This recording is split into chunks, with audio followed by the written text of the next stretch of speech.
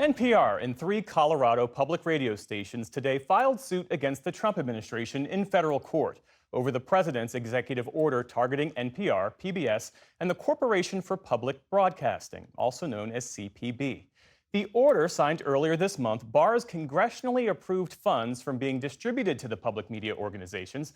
The lawsuit contends the president's order is a violation of the First Amendment.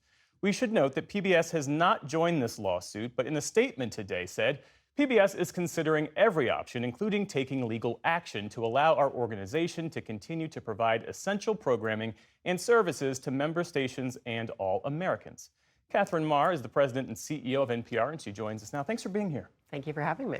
So how precisely does President Trump's executive order against NPR and PBS violate the First Amendment? What's the case that you're making against the Trump White House? Well, it's interesting because the executive order is very specific in that it accuses NPR and PBS of not airing fair or unbiased news. And so it is a textbook example of viewpoint discrimination from a First Amendment standpoint. Essentially, by blocking funding to NPR and PBS, it is a form of retaliation against our organizations for airing editorial programming that the president might disagree with. The safeguards for our editorial independence go very far back. They go back to the Public Broadcasting Act.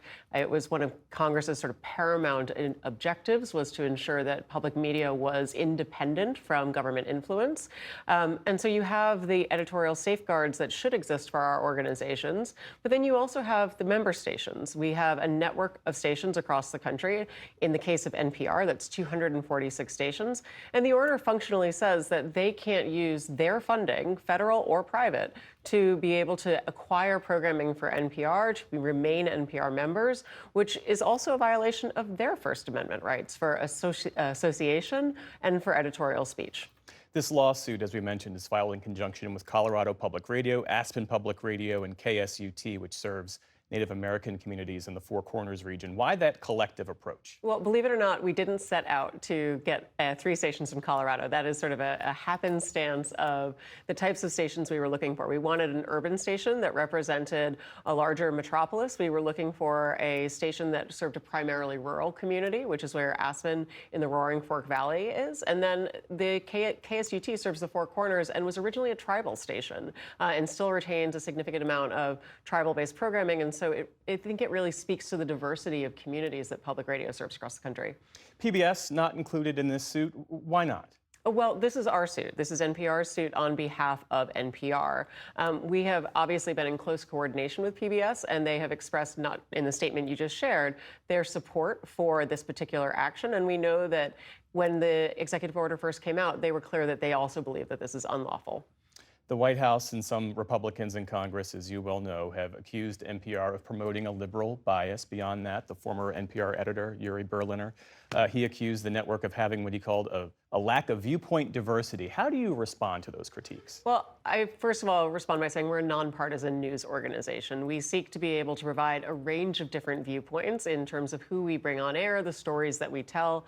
We're buttressed in this effort by the fact that we have 200 local newsrooms across the country. So a significant portion of the reporting that you hear on NPR is not coming out of D.C. It's coming out of smaller stations in rural area. It's coming out of the Midwest, the Southwest, the Pacific Northwest, lots of Wests in there, sorry about that. My view is that that is a mischaracterization of our work. We do not seek to favor any political party at all. We seek to ensure that Americans have a wide range of perspectives available to them.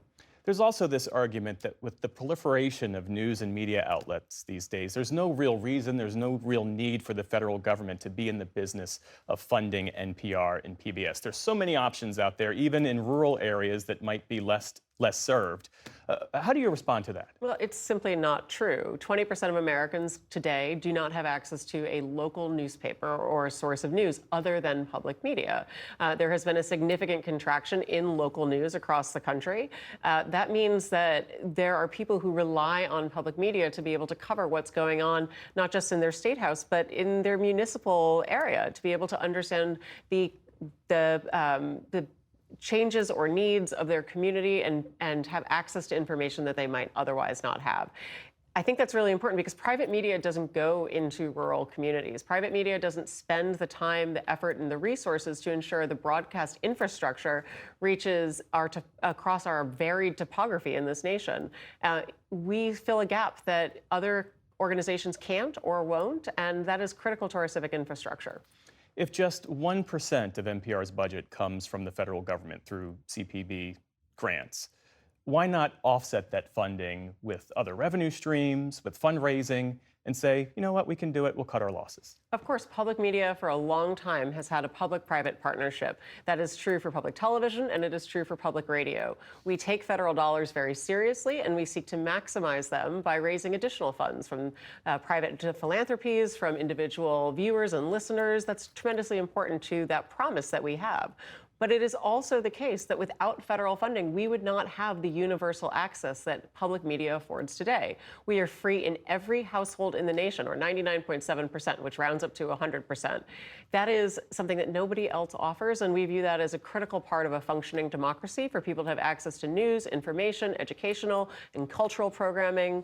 That's why. So in your view, there is a public right and a democratic imperative to government-funded journalism and media? I believe that there is a clear democratic imperative. We know that when communities lack local media, when they lack access to a broadcast or an outlet, you see higher rates of polarization, lower rates of civic engagement, lower rates of voter turnout. Where you have local media, there's higher confidence and trust in democratic institutions and less suspicion of one another as citizens. So as we talk about the fractures in the nation, part of what allows us to be in conversation with each other is not necessarily national news, but really starting at the basics, the local conversations that matter to our communities, and that's what public media serves and does. Catherine Maher, President and CEO of NPR. Thanks for being here. Thank you.